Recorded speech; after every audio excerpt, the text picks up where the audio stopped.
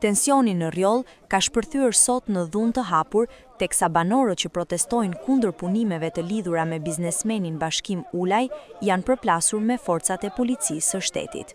Sipas dëshmive nga terreni, disa qytetarë janë goditur duke rënë nga një lartësi e konsiderueshme, si pasojë kanë përfunduar në spital, ndërsa të tjerë janë shoqëruar me forcë. Banorët pretendojnë se policia ka ndërhyrë jo për të garantuar rendin, por për të garantuar vijimin e punimeve, duke u vendosur hapur në krah të interesave private. Pamjet e përplasjes dhe raportimet për përdorim force ndaj protestuesve, mes tyre edhe gra, e rëndojnë edhe më shumë situatën. Në vend që të ndërmjetësojë dhe të ulë tensionin, policia akuzohet se ka zgjedhur rrugën e Shkopit.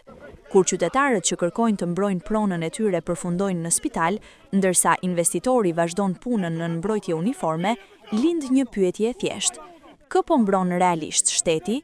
Roli i policisë është të zbatojë ligjin me panshmëri, jo të shndrohet në gardë sigurie të interesave ekonomike.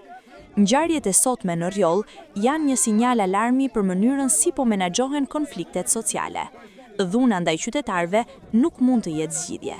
Nëse policia perceptohet si palë dhe jo si garante e rendit, atëherë besimi publik rënohet dhe bashkë me të, vetë autoriteti i shtetit.